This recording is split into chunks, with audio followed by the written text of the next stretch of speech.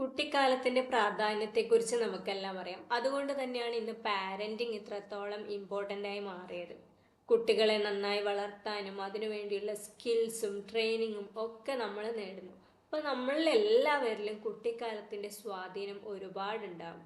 കുട്ടിക്കാലത്തുണ്ടായ അനുഭവങ്ങൾ, അത് നല്ലതായാലും ചീത്തയായാലും അതിൻ്റെ ആഫ്റ്റർ എഫക്റ്റ് ആണ് പലപ്പോഴും നമ്മുടെ ബിഹേവിയറും നമ്മുടെ പേഴ്സണാലിറ്റിയും നമ്മൾ ചെയ്തു കൂട്ടുന്ന പല കാര്യങ്ങളും. അപ്പോൾ എൻ്റെ കുട്ടിക്കാലം എന്ന് പറയുന്നത് ആ ചെറുപ്പകാലം അമ്മമ്മയുടെ കൂടെയായിരുന്നു എൻ്റെ.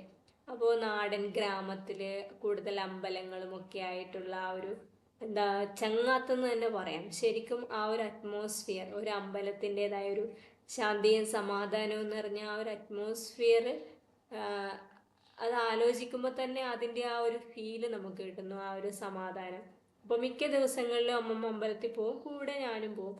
അപ്പോൾ ഞങ്ങളുടെ അടുത്ത പ്രദേശങ്ങളിലുള്ള മിക്ക ക്ഷേത്രങ്ങളിലും ഞങ്ങൾ പോവുമായിരുന്നു. ഇപ്പോൾ കൂടുതലായും തൊട്ടടുത്ത പാടിച്ചാൽ ശ്രീ അയ്യപ്പ ക്ഷേത്രത്തിലാണ് പോകാറുണ്ടായിരുന്നത്. പിന്നെ മീൻകുളം ശ്രീകൃഷ്ണ ക്ഷേത്രത്തിൽ. അപ്പോൾ ആ ഒരു രണ്ട് ക്ഷേത്രങ്ങളും, പ്രത്യേകിച്ച് മീൻകുളം ക്ഷേത്രത്തോടൊക്കെ ഒരു നൊസ്റ്റാൾജിയ, അവിടെ ഇപ്പോഴും പോകുമ്പോൾ ആ ഒരു ഫീല്, ആ ചെറുപ്പകാലത്ത് നമുക്ക് കിട്ടിയിട്ടുണ്ടായിരുന്ന ആ ഒരു അനുഭവങ്ങൾ, ആ ഒരു ഫീലിങ്സ്, നൊസ്റ്റാൾജിക് ഫീലിംഗ് എന്ന് പറയൂലേ, അതിപ്പോഴും നമ്മളെ സ്വാധീനിക്കുന്നു എന്ന് അവിടെ എത്തുമ്പോഴൊക്കെയാണ് നമുക്കത് മനസ്സിലാവുന്നത്. ദൈവത്തെക്കുറിച്ചും കാര്യങ്ങളെക്കുറിച്ചൊക്കെ റിയലായി മനസ്സിലാക്കിയവർക്കറിയാം ദൈവം എന്താണ്, ആ പവർ എന്താണ്. ആ ശക്തി എന്ന് പറയുന്നത് എപ്പോഴും അയ്യപ്പൻ്റെ അടുത്ത് പോകുമ്പോൾ തത്വമസി എന്ന് പറയുന്നത് പോലെ നമ്മുടെ ഉള്ളിലെ ചൈതന്യമാണ് ദൈവം, അല്ലേ? അതിനെ പല ആരാധനാ മാർഗങ്ങളിലൂടെ പല രീതിയിൽ പല കാരണങ്ങൾ കൊണ്ട് പല കാലഘട്ടത്തിൽ മാറ്റങ്ങൾ വരുന്നു. അത് പലരും അവരവരുടേതായ രീതിയിൽ യൂട്ടിലൈസ് ചെയ്യുന്നു, അവരവർക്ക് മേന്മയ്ക്ക് വേണ്ടി അത് ഉപയോഗിക്കുന്നു. പക്ഷെ അത് മനസ്സിലാക്കാത്ത ഒരുപാട് പേർ പല ആരാധനകളുടെയും പിന്നാലെ പോയി ശരിക്കും ദൈവത്തെ നമ്മൾ അത്ര ചെറുതാക്കി കാണേണ്ടതാണോ എന്ന് എനിക്ക് പലപ്പോഴും സംശയം തോന്നിയിട്ടുണ്ട്. എന്ന് പറയുന്ന ആ ഒരു യൂണിവേഴ്സ് അല്ലെങ്കിൽ ആ ഒരു പ്രപഞ്ച ശക്തിയെ അത്ര നിസ്സാരമായിട്ടാണോ കാണേണ്ടത്? പലപ്പോഴും പലരും അമ്പലത്തിലേക്കൊക്കെ പോകുന്നത് സ്ഥിരമായി ആ ഒരു സമാധാനവും ആ ഒരു അന്തരീക്ഷത്തിൻ്റെ ഫീലിങ്സൊക്കെ കിട്ടാൻ വേണ്ടിയൊന്നുമല്ല. പലരും പലപ്പോഴും അമ്പലത്തിൽ എത്തുന്നത് എങ്ങനെയാണ്? ഈ ജ്യോത്സ്യന്മാർ എന്തെങ്കിലും ജീവിതത്തിൽ വല്ലാതെ ബുദ്ധിമുട്ട് വരുമ്പോഴാണല്ലോ നമ്മളൊരു അനദർ പേഴ്സൻ്റെ ഉപദേശവും കാര്യങ്ങളൊക്കെ തേടുന്നത്. അപ്പം നമ്മൾ ഈ മോഡേൺ വേൾഡിൽ നമുക്കൊരു സ്ട്രെസ്സും കാര്യങ്ങളൊക്കെ വരുമ്പോൾ നമ്മളൊരു കൗൺസിലറിൻ്റെ അടുത്ത് പോകുന്ന പോലെ അല്ലെങ്കിൽ ഒരു സൈക്കോളജിസ്റ്റിനെ കാണുന്നത് പോലെയാണ് ആ ഒരു ട്രഡീഷൻ ഫോളോ ചെയ്യുന്ന ആൾക്കാർ ഒരു ജ്യോത്സ്യനെ കാണുന്നത്. അപ്പം അദ്ദേഹം കുറച്ച് സൈക്കോളജിയും അറിയുന്ന ആളായിരിക്കണമല്ലോ അവിടെ ഇരിക്കുന്നത്. അപ്പോൾ സക്സസ്ഫുൾ ആയ ആ ഒരു വ്യക്തി കാര്യങ്ങൾ ലീഡ് ചെയ്യുമ്പോൾ അദ്ദേഹം പറഞ്ഞു കൊടുക്കുന്ന നേർച്ചകളും ആരാധനകളും ഫുൾഫിൽ ചെയ്യാൻ വേണ്ടിയിട്ടാണ് പലപ്പോഴും പലരും ക്ഷേത്ര ദർശനം നടത്തുന്നത് തന്നെ. അപ്പോൾ മറു സൈഡിലിരിക്കുന്ന നമ്മൾ, അതായത് കുറച്ചും കൂടി ആ ഒരു ശക്തി, പവർ എന്നൊക്കെ, ആ ശരിക്കുള്ള പവറിനെ വിശ്വസിക്കുന്ന നമ്മളോട് അവർ പലപ്പോഴും തർക്കിക്കുകയും പലതും ചെയ്യാൻ ആവശ്യപ്പെടുകയും പല നേർച്ചകളും ചെയ്യാൻ ആവശ്യപ്പെടുകയും, പക്ഷെ നമ്മൾ അതിനും അപ്പുറത്താണ് ആ ഒരു ശക്തിയെ ആരാധിക്കുന്നത്. നമ്മൾ വിശ്വസിക്കുന്നു എന്തോ ഒരു ശക്തി നമുക്ക് കാര്യങ്ങൾ ചെയ്തു തരും. നമ്മളങ്ങനെ ഒന്നിനെയും കുറ്റപ്പെടുത്തി അങ്ങനെ സംസാരിക്കുന്ന ആളുകളൊന്നുമല്ല.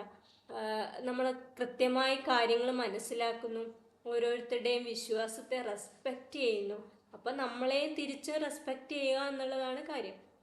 അപ്പോൾ നമ്മുടെ മനസ്സിലെ ശക്തി, നമ്മുടെ ആഗ്രഹം, നമ്മുടെ തീവ്രമായ ആഗ്രഹം തന്നെയാണ് നമ്മുടെ പ്രാർത്ഥന എന്നാണ് ഞാൻ വിശ്വസിക്കുന്നത്.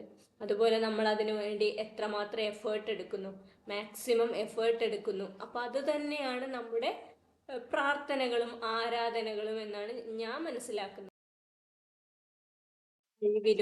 നമ്മുടെ കഴിവിലും അതുപോലെ തന്നെ നമ്മുടെ എഫേർട്ടിലുമുള്ള വിശ്വാസമാണ് പലപ്പോഴും നമുക്കത് അച്ചീവ് ചെയ്യാൻ ഹെൽപ്ഫുൾ ആവുന്നത്. അപ്പം നമുക്ക് അത്രയും കോൺഫിഡൻസ് ഉണ്ട്. ആ ഒരു കോൺഫിഡൻസോട് കൂടി, ആ ഒരു ഡിറ്റർമിനേഷനോട് കൂടി നമ്മൾ മുന്നോട്ട് പോയി കഴിഞ്ഞാൽ തീർച്ചയായും നമുക്കത് അച്ചീവ് ചെയ്യാൻ പറ്റും.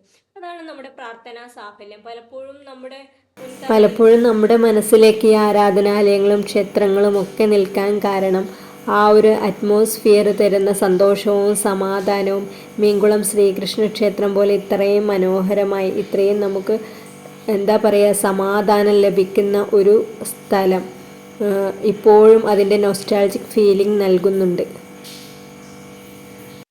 പലപ്പോഴും നമ്മുടെ മുൻ തലമുറയിൽപ്പെട്ട ആൾക്കാർ പല ആരാധന രീതികളും വിശ്വാസങ്ങളും നമ്മിലേക്ക് അടിച്ചേൽപ്പിക്കുമ്പോൾ നമ്മൾ ചിന്തിക്കേണ്ട ഒരു കാര്യം, നമ്മൾ ദൈവത്തെ അല്ലെങ്കിൽ ആ ഒരു ശക്തിയെ അത്ര നിസ്സാരമായി കാണുന്നില്ല. മോസ്റ്റ് പവർഫുൾ ആയ നമ്മുടെ ഒരു എഫേർട്ടിനുള്ള ഒരു റിസൾട്ടായിട്ടാണ് നമ്മളതിനെ കാണുന്നത്. അപ്പോൾ പരസ്പരം റെസ്പെക്റ്റ് ചെയ്യുകയും പരസ്പരം വിശ്വാസങ്ങളെ റെസ്പെക്റ്റ് ചെയ്യുകയും അത് മനസ്സിലാക്കി അതിൻ്റെ ഒരു ശാസ്ത്രവും അടിത്തറയും ഒക്കെ മനസ്സിലാക്കി മുമ്പോട്ട് പോവുക എന്നുള്ളത് തന്നെയാണ് പ്രധാനം. എല്ലാ ടൂളുകളും എല്ലാ മെത്തേഡുകളും ആത്യന്തികമായ മനുഷ്യൻ്റെ സമാധാനത്തിനും സന്തോഷത്തിനുമായി ഉപയോഗപ്രദമാക്കുക.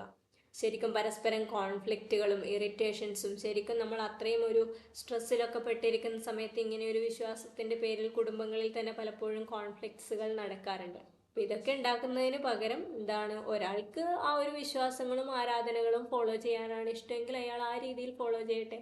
മറ്റൊരാൾക്ക് അയാളുടെ എഫേർട്ടിൽ വിശ്വസിച്ച് എഫേർട്ട് ചെയ്യാനും അയാൾക്കൊരു സ്ട്രെസ് വരുമ്പോൾ അയാൾക്ക് കൗൺസിലറിനെ കാണാനാണ് ഇഷ്ടമെങ്കിൽ അയാൾ അത് ചെയ്യട്ടെ. അപ്പോൾ പരസ്പരം റെസ്പെക്റ്റ് കൊടുക്കുകയും സ്പേസ് കൊടുക്കുകയും ചെയ്യുന്നിടത്താണ് സ്നേഹവും സന്തോഷവും സമാധാനവും ഒക്കെ നിലനിൽക്കുന്നത്. അതൊക്കെ തന്നെയാണ് എല്ലാവർക്കും ആവശ്യമെന്നാണ് ഞാൻ കരുതുന്നത്.